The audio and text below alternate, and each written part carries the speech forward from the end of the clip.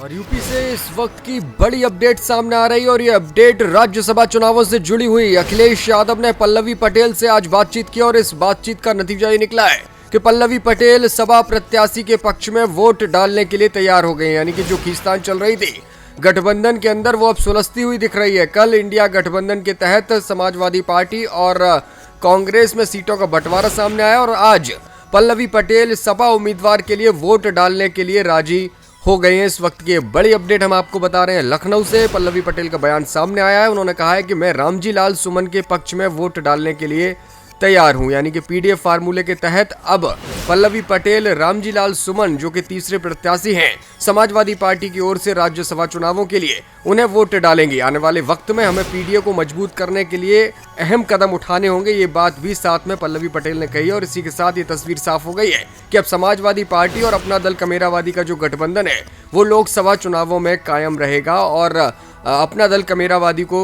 1 या 2 सीटें देने की स्थिति भी सामने आ सकती है। फिलहाल राज्यसभा चुनाव की रणनीति पर चर्चा हुई है। अखिलेश यादव और पल्लवी पटेल के बीच ये बातचीत हुई है, जिसके बाद पल्लवी पटेल मान गई हैं और पल्लवी पटेल ने सपा उम्मीदवार के पक्ष में राज्यसभा चुनावों के दौरान वोट डालने के लिए हामी भर दी है। इस वक्त की बड़ी अपडेट है इस लिहाज से क्योंकि 3 उम्मीदवार समाजवादी पार्टी के मैदान में हैं और 1 वोट कम है सपा के पास अपने तीसरे उम्मीदवार को जिताने के लिए। ऐसे में अपने वोटों को तो सहेजना ही है, साथ ही 1 वोट की जुगाड़ भी करनी है। और माना यह जा रहा है कि कांग्रेस के 2 विधायक और राजा भैया की पार्टी के 2 विधायक सपा के पक्ष में अगर वोट दे देंगे तो फिर सपा की राह आसान हो जाएगी और समाजवादी पार्टी अपने तीनों ही प्रत्याशियों को राज्यसभा भेजने में कामयाब रहेगी।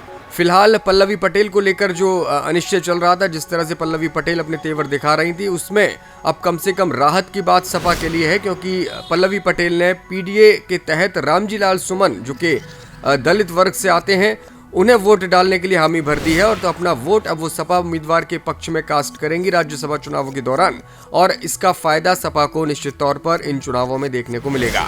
पल्लवी पटेल ने कहा है कि मैं रामजी लाल सुमन के पक्ष में वोट डालने के लिए तैयार हूं। यानी कि अपने पीडीए की जिस बात को लेकर वो नाराज थी उस पर भी कायम है और सपा के पक्ष में वोट डालने के लिए भी राजी हो गई हैं। तो ये बीच का रास्ता निकाला गया है। रामजी लाल सुमन को वोट डालेंगी पल्लवी पटेल और समाजवादी पार्टी के साथ जो अपना दल कमेरावादी का गठबंधन विधानसभा चुनाव से चला आ रहा है वो आगे भी कायम रहेगा।